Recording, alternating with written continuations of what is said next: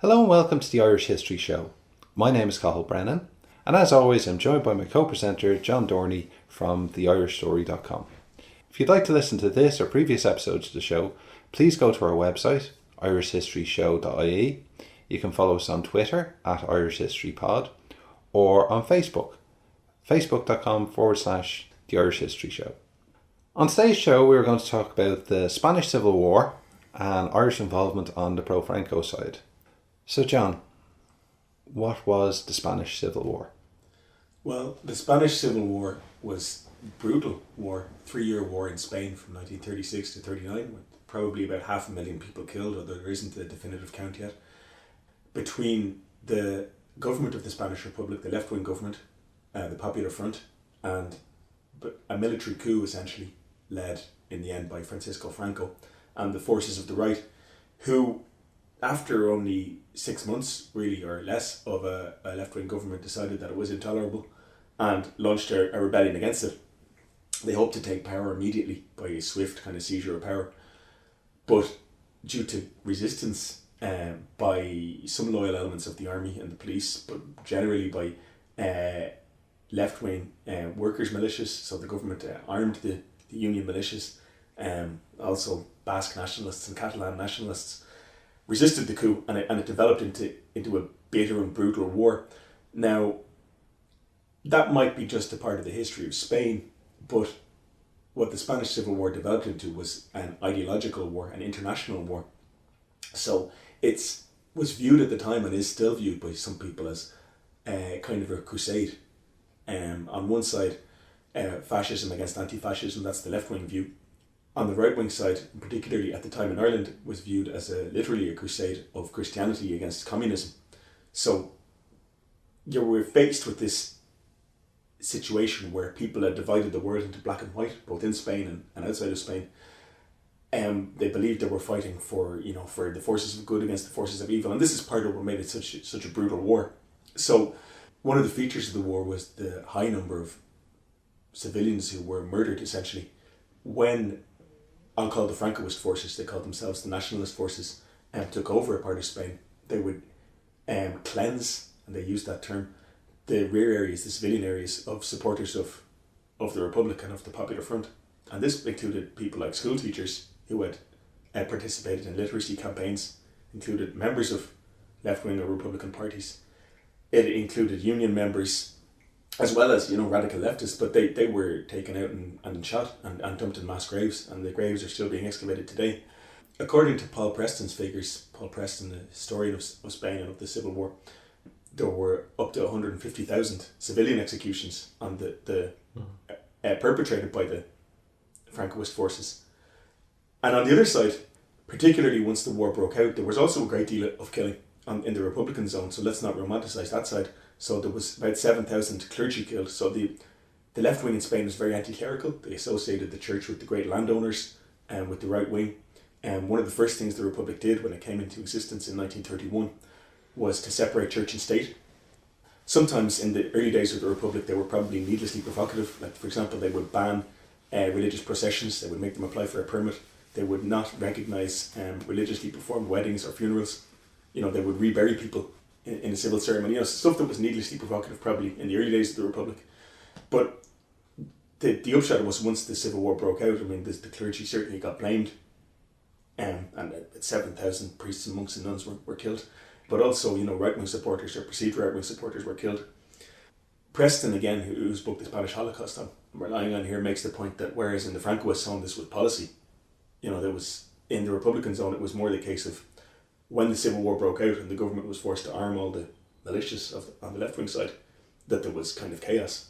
Mm-hmm. And one thing, for example, the anarchists, who were a big force in Spain, they didn't believe in prisons, for example. So one of the first things when the Civil War broke out and when they, the anarchists sort of seized power in many parts of Spain, in Catalonia especially, and they opened the prisons because they believed everyone who was in prison was a victim of capitalist society. So they let out all the criminals, and a lot of them went on a kind of crime spree.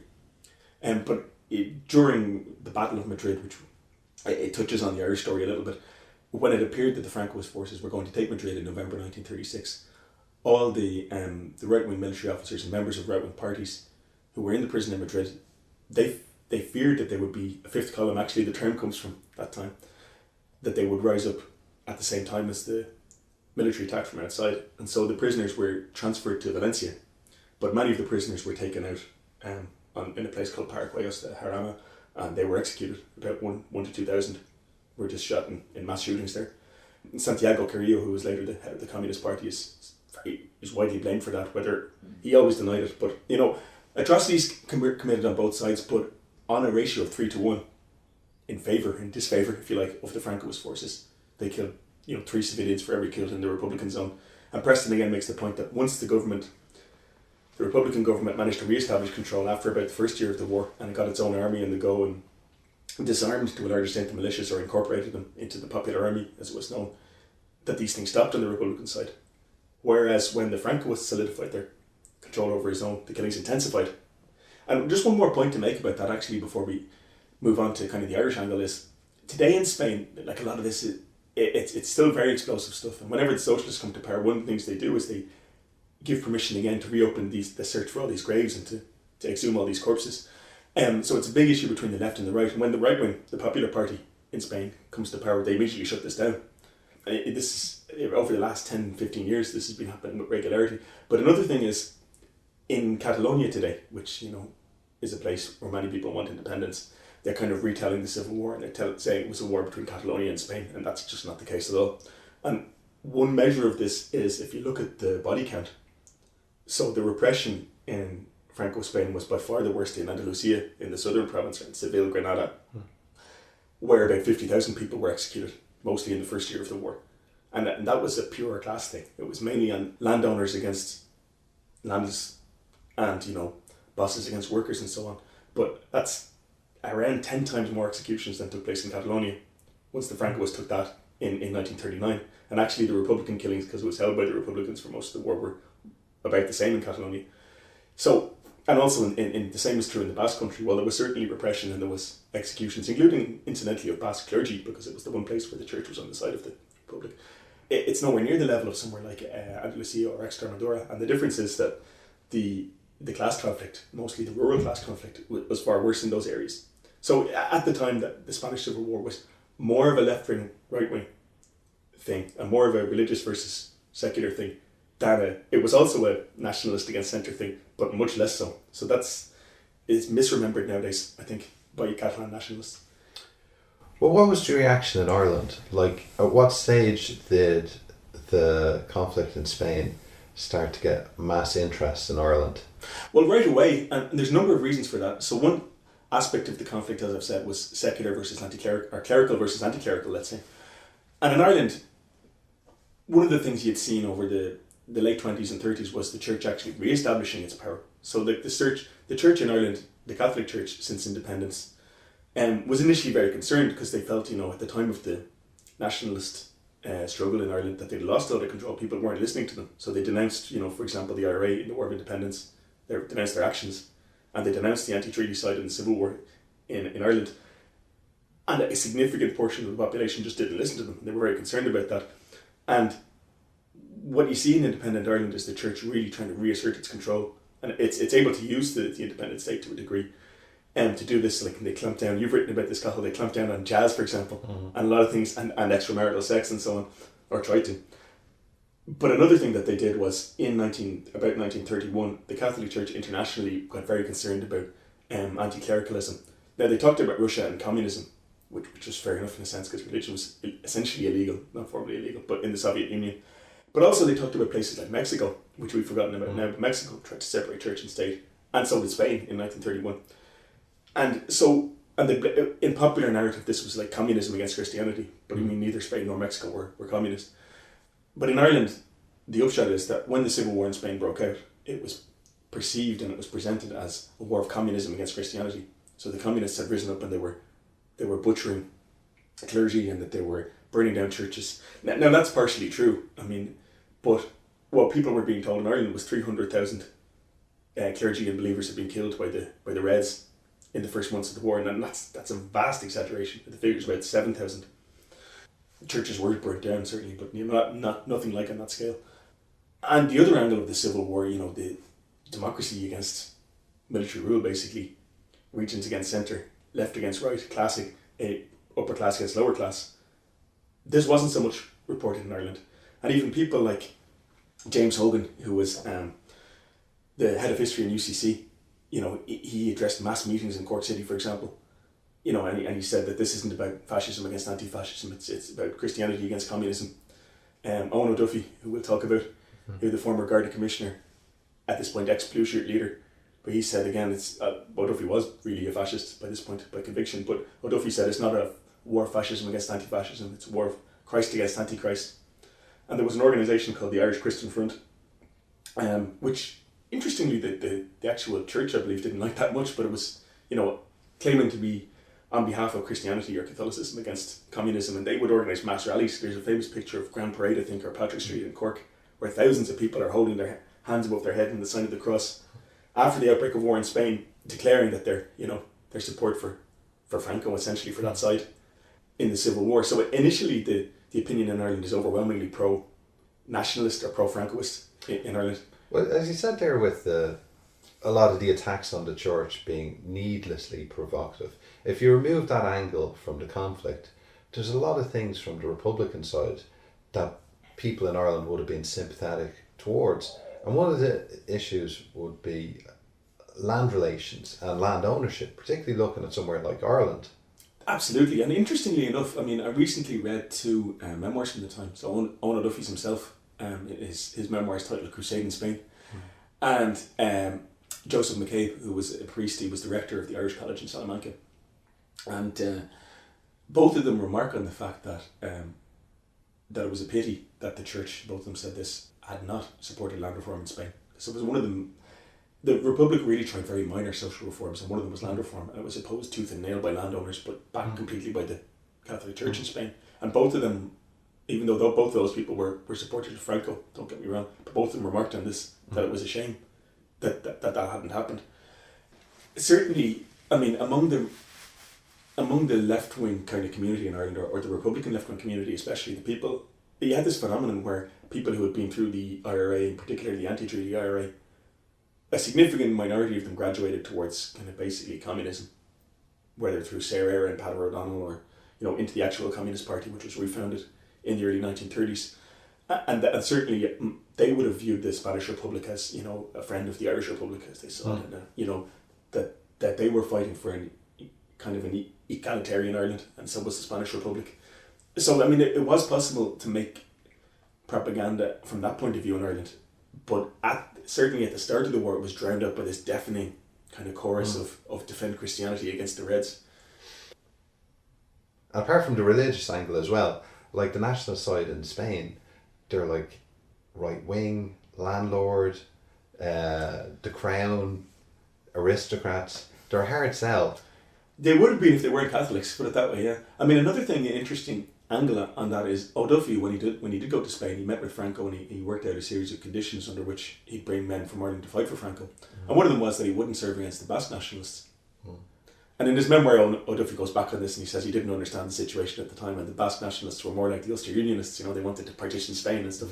But at the time, there was a certain amount of sympathy for the Basques, certainly, and possibly the Catalans, but more so the Basques. The Basques were very religious at the time. Well, didn't some Basque clerics come to Ireland to give lectures? They did, and that's a little bit later. We might come to that a bit later. That's one of the reasons why this fervour for Franco doesn't actually last. Is that people start to see the kind of the grey zone. Was there much support for the Spanish Republic within the mainstream Irish press? No, very little. What you find is the Irish Independent and so on are very pro-Franco initially. Now they're moderated a little bit. And the Irish Times is kind of moderately pro-Franco, I think, at the start, and then they move away from that. Because they don't have the Catholic angle. It's more of a Protestant paper at the time.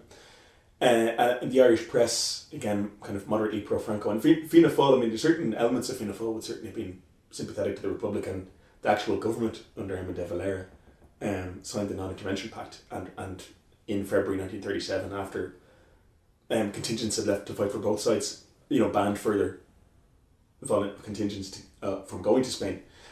But again, at the start of the war, it's one of the aspects of the war at the start is that there's not only in Ireland and not only due to the Catholic angle, there's a great deal of reporting from the Republican zone where people see the atrocities in that zone.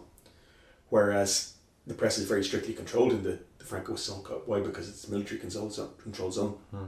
And the Falange, or the Falange in Spanish, but the fascist party, they're not allowing people access to the massacres that they're doing.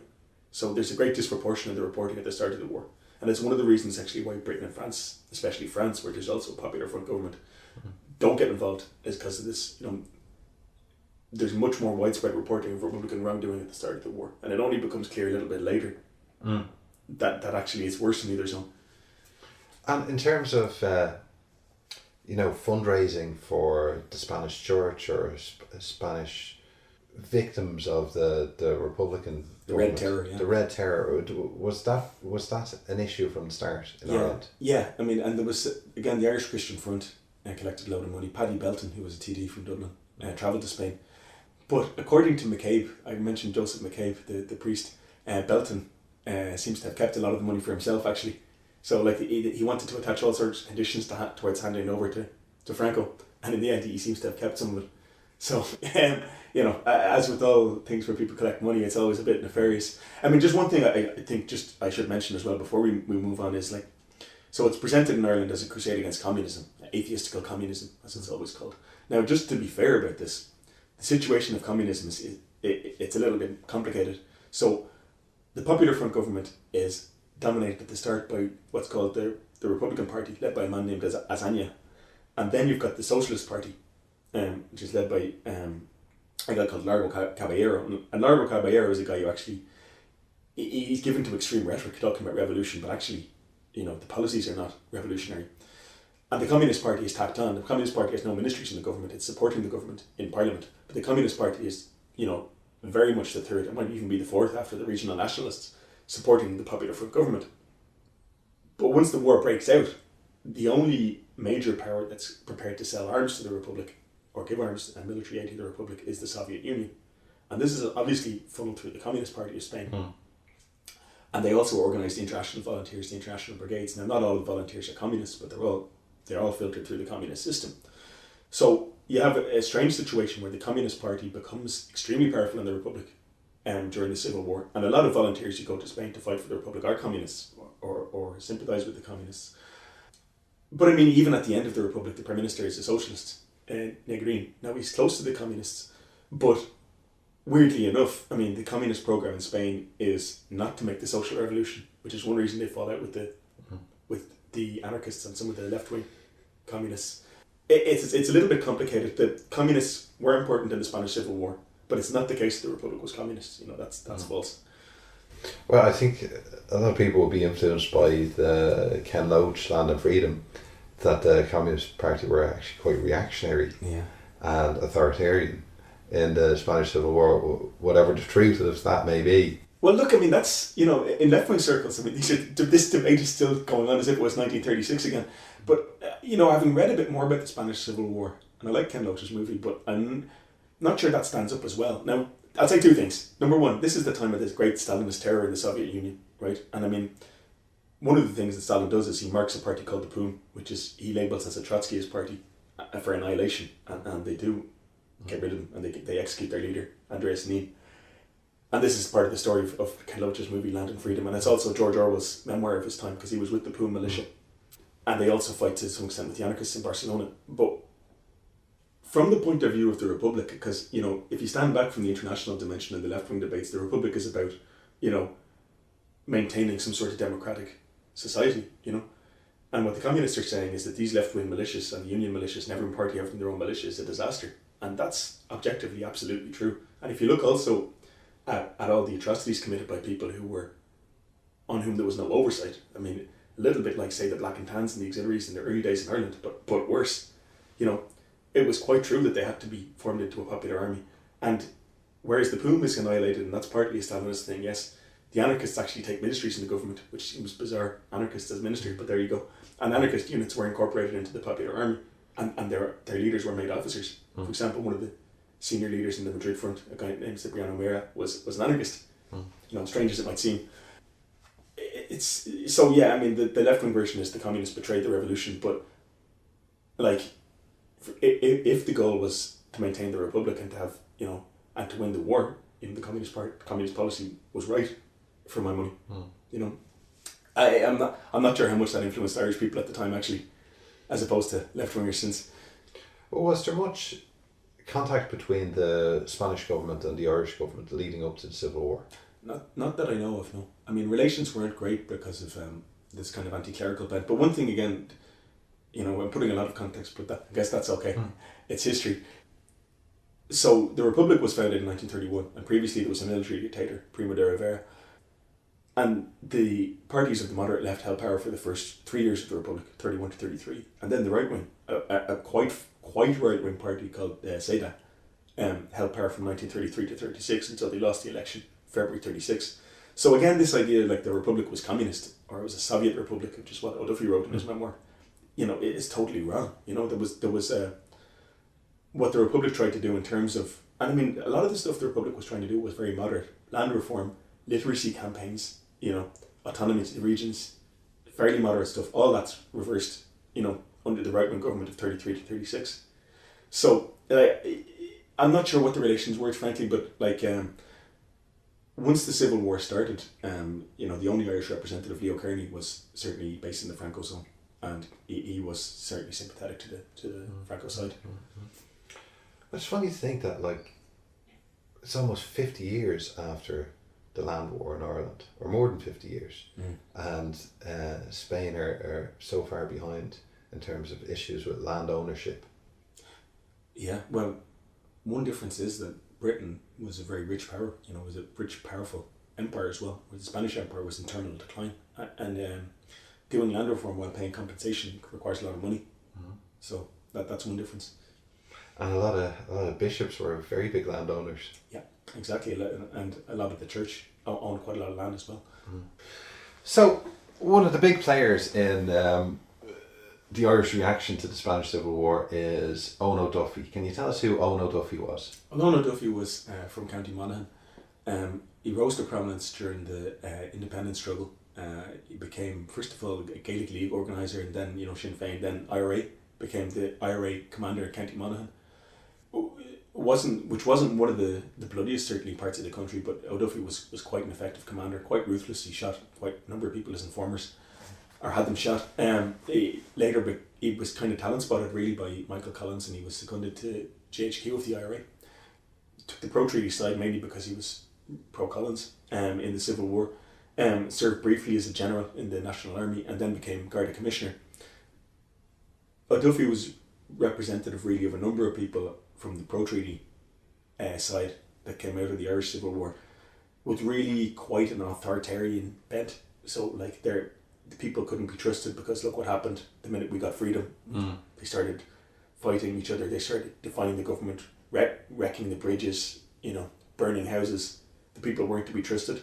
And O'Duffy was more authoritarian than many of his colleagues who were in the government of the coming and now governments of the 20s, in that they enacted special legislation which allowed for things like military tribunals to try civilians internment without trial, execution, although there weren't any executions after the Civil War except for convicted of murder. But O'Duffy wanted these things permanently. He wanted them put into the Constitution. And O'Duffy was very concerned about the rise of Fianna Fáil, the anti-treaty, slightly constitutional party, as Sean Lemass called it. But in 1931, when it appears that Fianna Fáil might win the next election, O'Duffy looks into a coup with sympathetic members of the Gardaí and of the army.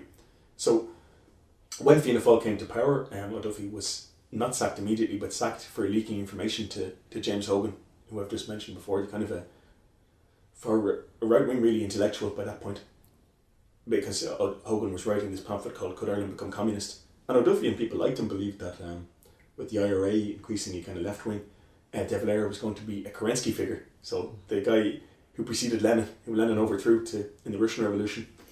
And O'Duffy seems to believe that it might need a coup to prevent this happening. That you might need some sort of an authoritarian regime in Ireland to prevent Fianna Fáil from taking power and then losing power to a communist-inclined IRA. Now, of course, none of that happened, but he lost his job anyway as Garda Commissioner, and he founded the Blueshirt movement, initially the Army Comrades Association, but it's a fascist-style movement. Now, the debate will always go on, were the Blueshirts fascists? They were certainly fascists in style, in uniform, in berets, and in the fascist salute. O'Duffy and some of his acolytes, people like Ernest Blythe, did believe in fascism, corporatism, whatever you like to call it. They did believe in authoritarianism. But O'Duffy, interestingly, was drinking heavily by this point. He was getting quite erratic. So he was the first leader, actually, of the Fine Gael party, which this is often forgotten today. But mainly by Fine Gael. Mainly by Fine Gael. Yeah. Fine Gael will tell you that John Dillon was their first leader, I think. Or W.T. Cosgrave. Or W.T. Cosgrave, yeah. But anyway, by the time we're talking about, by 1936, O'Duffy had been ousted as leader of Fine Gael for talking about invading Northern Ireland, and for being behind a lot of kind of disorder, like a lot of rioting. And he'd also lost control of the Blueshirt movement. So Ned Cronin had manoeuvred him out of the leadership of the Blueshirts, and O'Duffy had founded an even further right group called the National Corporate Party, the Greenshirts, who were more or less openly fascist. And so when the Spanish Civil War broke out, I mean, O'Duffy's not in a great place. Like, his personal life isn't great. He's drinking very heavily. He has lost his job as Garda Commissioner. He's lost his political prestige and the kind of pro-treaty side of Irish politics. And what happened is a Spanish aristocrat by the name of de la Sierva approached the Irish bishops for support. And the Archbishop, McRory, reached out to O'Duffy. It's a little bit sinister that this might happen, really, because, O'Duffy's a fascist, right? No, but for Irish volunteers to Spain, and O'Duffy, has a big campaign, and he says that he has 10,000 volunteers ready to go to Spain to fight for Christianity against communism. And it's possible that he did get 10,000 people to sign a piece of paper. But O'Duffy went first. He tried to recruit Irish Army officers. He tried to recruit Hugo McNeill, who was a lieutenant colonel, a commander of a division, I think, of the Irish Army. He didn't go in the end. In the end, the man who commanded O'Duffy's force was Patrick Dalton, who was ex-IRA before the truce, pro-treaty in the Civil War. He actually commanded the Special Infantry Corps, which was like a public order unit of the army. It was for putting down land agitation and strikes in the Civil War. Not great preparation for a conventional, a terrible conventional war like Spain. But why would somebody like Cardinal McCrory approach O'Duffy in the first place? Like, at this stage, O'Duffy must be a busted flush to a lot of people. Like, the years of his leadership of Fine Gael and the Blueshirts must have made him seem like almost a buffoonish character at best, and at worst just this disordered, violent, just basically a bad leader. You'd have thought so, but I mean, that's maybe hindsight. I mean, O'Duffy, the Blueshirts are terribly popular. There's a lot of them. There's possibly up to 30,000 of them at one point. And O'Duffy seems to be the coming man, at a certain point in, say, 33, 34. But in 36, definitely not. No, but I mean, maybe people looked at that as a blip, and the Spanish approach some of the archbishops, and the bishops are certainly on the Franco side, and they say, who's a prominent right-wing leader in Ireland? And they say, oh, we have the perfect man. Now I'm putting words in their mouth, but I think that's what they would have said. The affair in Spain probably hammered the nails into O'Duffy's coffin as far as his public reputation was concerned, I suspect. Yeah. Which I guess we'll go into.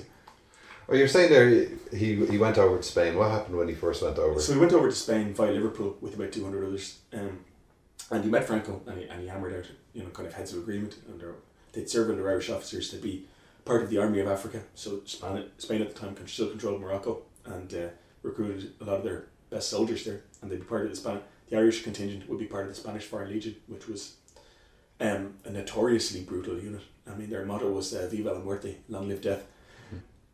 But they would be commanded by Irish officers, not by Spanish officers. They wouldn't fight against the Basques. The Basques were nationalists and fellow Catholics. A group of 500 more men travelled to Galway, and they were picked up there by a German ship. Now, I'm not sure if I've mentioned this, but I mean, Nazi Germany and Fascist Italy gave full military backing to the Franco side during the Civil War. But they were picked up by a German ship flying the swastika and taken to Spain. Now, once they were in Spain, there were 700 odd volunteers of O'Duffy's men were taken to Cáceres, which is a town near the Portuguese border in Extremadura. And, it's here where O'Duffy himself starts to display questionable leadership, let's say that. I mean, O'Duffy's diary, one of the things that he says is he travelled 10,000 miles inside Spain. So, he visited Portugal, he visited Seville down south, where incidentally O'Duffy writes, not a single man was troubled for his political opinions in Seville, where there was like 12,000 executions by Quiepo de Llano, who was a murderous general, who would get on the radio and say, Reds, we are coming for you, we're going to kill you and rape your wives. But according to O'Duffy, it was the happiest place in the world. Anyway, but whereas his men were supposedly getting trained and, getting into shape in Cáceres, O'Duffy was travelling around Spain as a tourist, and complaining about the food. He didn't like the olive oil. So how seriously O'Duffy really took this, I don't know. I mean, Fergal McGarry argues in his excellent biography of Eoin O'Duffy that O'Duffy was really using Spain to rehabilitate his reputation in Ireland. And I think that that's probably the case. One of the things O'Duffy said is that the contingent he took to Spain should be made into a pipe band and taken on a propaganda tour of Spain. Which makes sense for raising your profile, but not for winning the war, right? Yeah. Now, the men who went with O'Duffy for Franco, generally, some of them were certainly on the hard right, had been Blueshirts or had been in O'Duffy's party, the NCP. A lot of them were very young, 16, 17. I mean, the Department of Foreign Affairs in the National Archives, there's a great string of mothers from Kerry, from Drumcondra and Dublin, various places, saying, my son went off with O'Duffy and he's only a boy, can you please get him back? So there was a lot of people like that, and a lot of them genuinely believed they were going to fight against. Well, were people enthusiastic? Were the ranks filled up very quickly? Oh, they were, yeah. And I mean, there was another 700 waiting to go in County Waterford in Passage East, which is a little harbour down there, only the ship never turned up. So certainly, yeah, I mean, there could have been a lot more. Only Franco himself really wasn't that keen on it. I mean, it was good publicity showing that they had foreign support, but, they weren't that keen on it really. But the reality kind of sunk in. So first of all, in Cáceres, they weren't terribly disciplined. O'Duffy didn't take enough of an interest. They were drinking very heavily. They got on very badly with their chaplain, incidentally, a guy named Mullerine, who would force them to go to confession every day. Now, interestingly, again, it shows the difference between Irish Catholicism and Spanish Catholicism. Whereas the Irish volunteers were very religious and would go to mass and go to confession, the Spanish officers would look at them in contempt for doing this. And these are the nationalist, Francoist officers. They said religion is only for women. Yeah. The Spanish macho man doesn't tell anything to a priest. That's kind of interesting. But they were a little bit taken aback by that, but they were much more taken aback by every morning a lorry load of prisoners would arrive in Cáceres barracks and they would be machine gunned. And a number of volunteers left testimony about this. They would be lined up against the wall and the machine gun would be trained on them. They would start at their feet and it would work their way up their bodies, so it would riddle them with bullets. And they said, the prisoners would stand and they'd shout Viva Madrid, because Madrid was holding out under siege at the time. And then they'd be killed. Viva la República. And this is the reality of a war in Spain. I looked up the... nowadays they do counts in Spain for the amount of people who were executed in these places, and there's 650 executed in Cáceres, which is a provincial town. Alone, Yeah. And this is the reality of the war in Spain, and a lot of them are quite shocked by this. But... Did it force any of them to reassess their views? It did, yeah. I mean, some of them, like Seamus McKee, for example, came back and he wrote a little memoir called I Was a Franco Soldier, which was later published in the press in Ireland, and he said, yeah, we fought for a bad cause. But some of them, like Maurice Fennell, for example, who was from Rathkeil, County Limerick, he wrote a memoir, which is, it's in the archive in the University of Limerick, in the Stradling Papers. And Maurice Fennell wrote, well, we were shocked to see this, and it was a terrible thing to see, but they must have been war criminals, We were told later they were Russians, and they were convicted of crimes and they got a fair trial. And he said, I would never want to have to participate in a firing squad, but if I was asked, I would have done it. So that's what they were told as well. Yeah. Is that what he wanted to believe? Of course it was. Yeah. I guess we all tell ourselves what we want to believe. But they were taken to the front in February 1937, and it's the time of the Battle of Jarama. So the frontal assault kind of on Madrid failed. It was blocked by kind of fierce resistance in the city, in the outskirts of the city. So the next Francoist idea was to encircle Madrid. So they're going to cut the road between there and Valencia, where the government had been transferred to the Republican government.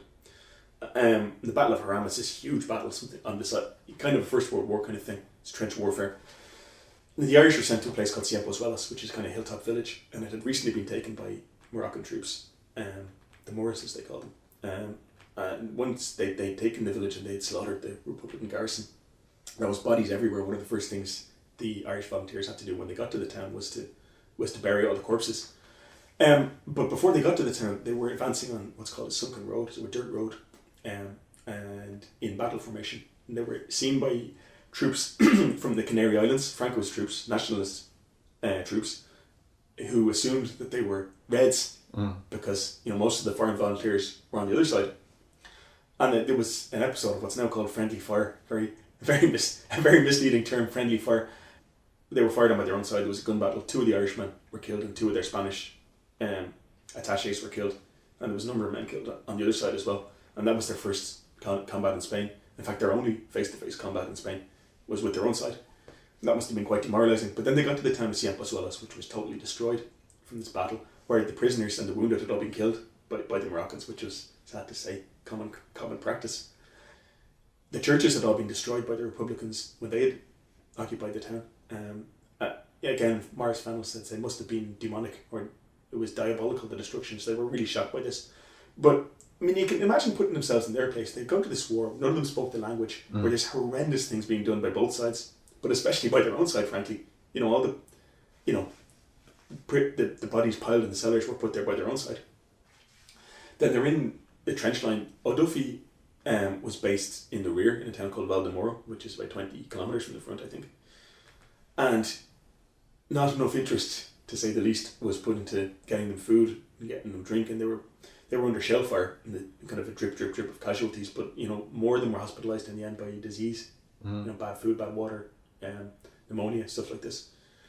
The effect as well, I suppose, of being under shell fire if you're not actual soldiers, if you're just civilian volunteers. Yeah, some of them had military experience, but not on that scale, probably. Yeah, and to come across like dead bodies and witness all these executions, it must have had a dreadful effect on them emotionally and mentally. I'm sure it did. I mean, it couldn't but have done, right?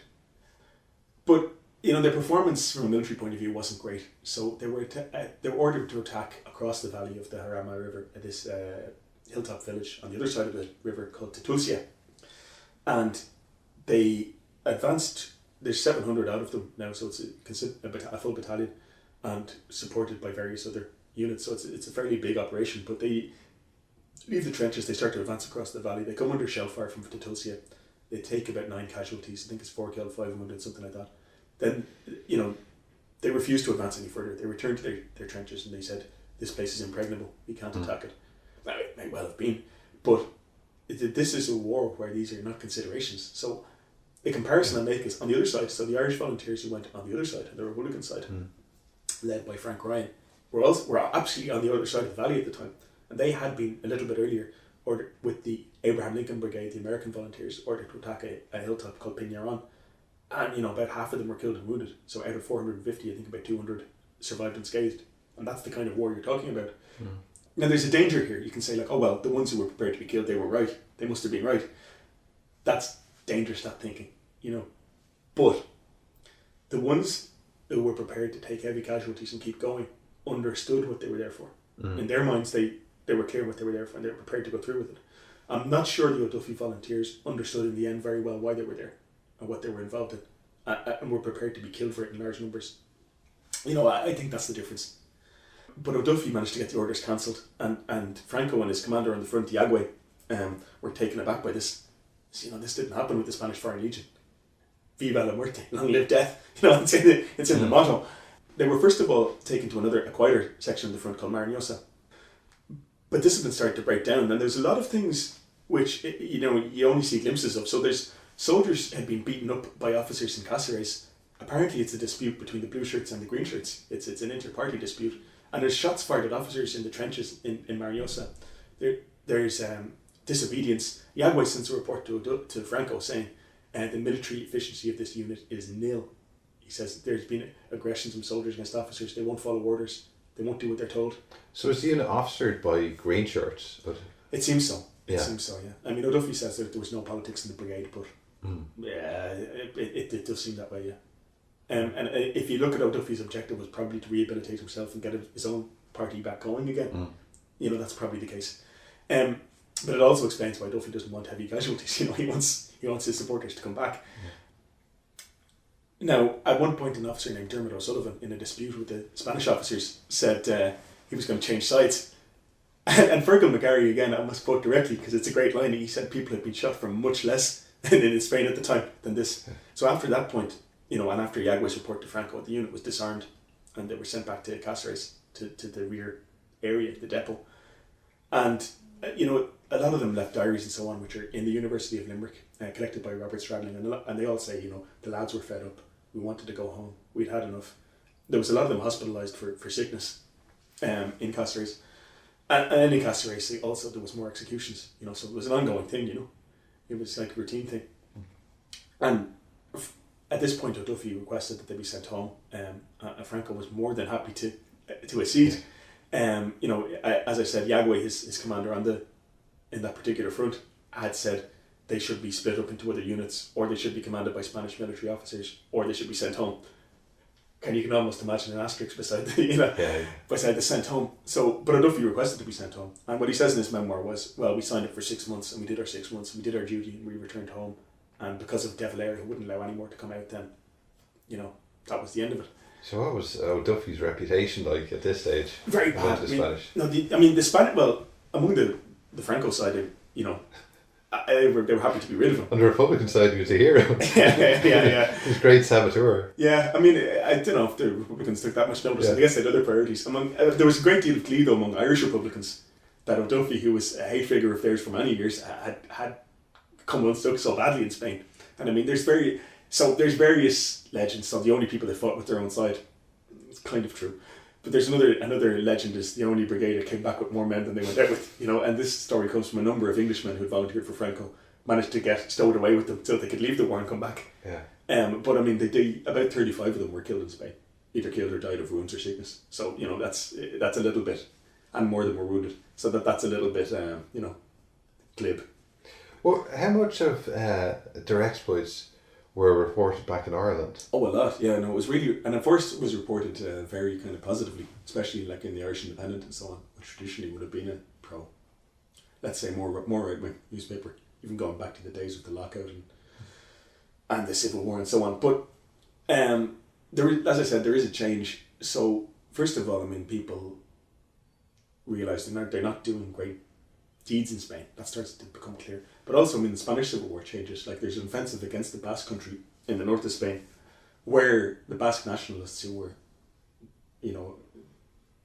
on the Republican side, they were Catholics, and they had Catholic chaplains and so on. And the town of Guernica was destroyed by Nazi German bombers, and it was an unarmed town. It was a market town, and it was totally razed from the air. And actually, there was far worse things going on, in truth, behind the lines. But this one was publicly reported. And things like that changed public opinion. So by the time O'Duffy's contingent came back to Ireland, which was in July 1937, public opinion in Ireland had changed. It started to see this isn't a simple thing, and it's not black and white. It's not communism against Christianity. There's other things going on. It began to appear also. There's very open aid by Mussolini and by Hitler for Franco. So people see, well, that's a real side of it as well. Basque clergy, as I said, were taken by Irish Republicans to Ireland to give tours and saying that there's actually Catholic clergy on both sides of this war. Regarding O'Duffy's reputation among his own people, a lot of them, most of them, regarded him with great disfavour, let's say, for his leadership or lack of it. And when they were in Spain, when he came back to Dublin, he had marched them through Dublin City. He came back into Dublin Port. But the contingents from the north, and from Kerry under Eamon Horn split off. They wouldn't march with them. They had their own march to the train station, and they said we should have been added a glorious chapter to Ireland's military history, but we return home disgraced. That's what Eamon Horn said. So there was actually a reception for O'Duffy though, and he did march down O'Connell Street, and Alfie Byrne, the mayor, did receive him.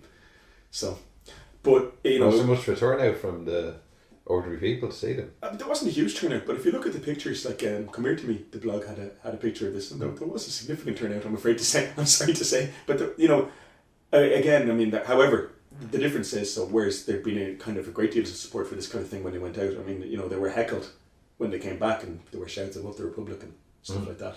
Remember Ballyseedy, which is a dig at O'Duffy, who actually had nothing to do with the Ballyseedy massacre, but. They weren't greeted as returning heroes, though, not by any means. That must have been the final insult for a lot of O'Duffy's volunteers when they returned back to Ireland, and after everything that's happened in Spain, they see like a largely disinterest from most of the Irish people. Yeah, it's interesting because there's only when the Spanish Civil War broke out, popular opinion in the south of Ireland certainly was overwhelmingly in favour of Franco, and even by the end of the Civil War in Spain, and certainly by the end of the Second World War, people would have been ashamed to say they went to fight for Franco. Certainly in public they would have. And now there's only one memorial, which is in the Pro Cathedral in Marlborough Street, to O'Duffy's volunteers, but there's dozens of monuments dotted around the country to the ones who went to the international brigades on the other side to fight for the Spanish Republic. So as time went on, the public opinion changed in Ireland, and the public opinion managed to forget that they never supported Franco. But having said that, like if you look at Cathal O'Shannon made a very good documentary with this in the late 70s called Even the Yellows Are Bleeding. There's the ones who went for Franco, who we interviewed, weren't about to go back at it. They said we did the right thing. We fought for Christianity against communism, and we'd do it again. And a lot of them in the kind of unpublished memoirs and letters that I read last year, they say the same thing. They said, yeah, fascism wasn't great, although one of them said fascism might not have been such a bad thing. A guy called Matt Beckett said that. But a lot of them said, look, we thought we were doing the right thing and we'd do it again. And I met a Spanish woman who gives tours related to the Civil War in Madrid. And she said she got an Irish visitor once, and they said, yeah, our grandfather had this, and it's a commemorative framed certificate that he got from Franco, for having fought. And he said, what's this about? But a lot of the volunteers were given this, and a lot of them kept them up in their houses. I know a house where it's still prominently displayed actually. Mm-hmm. So in private, a lot of them felt that they had done the right thing. Now, like a lot of things, the Irish response to the Spanish Civil War, to a degree, is also a hangover from the Irish Civil War. It's also about that. And some of those things were actually healed in a weird way by the emergency of the Second World War in Ireland. So Maurice Fettle, who I mentioned, volunteered for the Irish Army, and he served alongside people who had been in the IRA stuff, presumably people who had, fought against the Blueshirts in the streets, and some of them might have even gone to Spain, to fight for the other side. And I think the emergency period might have healed some of those wounds to a certain extent.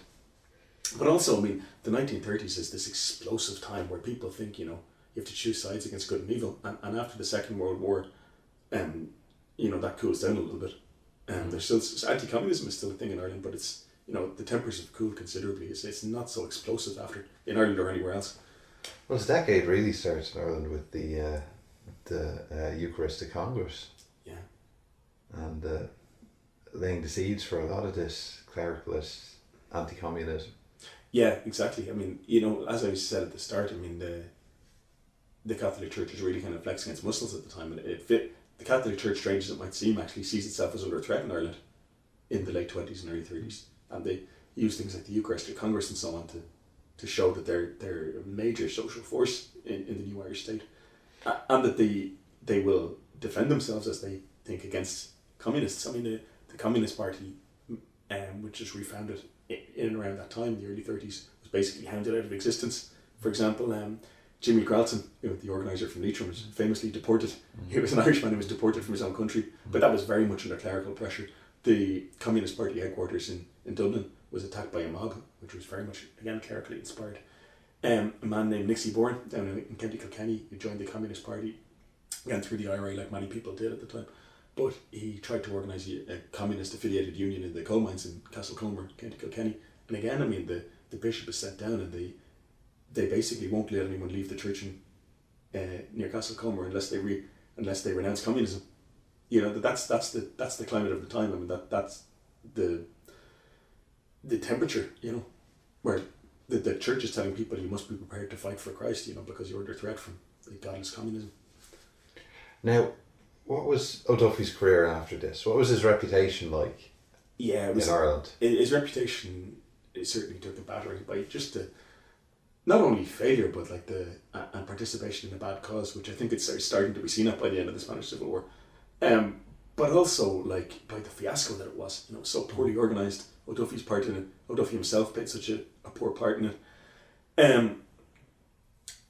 And again, his personal life also catches up with him. He's living alone. He's drinking heavily. increasingly kind of anti-Semitic and so on, extremist in his rhetoric. He doesn't have much of a public career, but one of the last things that he does is he secretly met with the German spy Hermann Gurz. So the Nazi Germany sent Gurz to liaise with the IRA.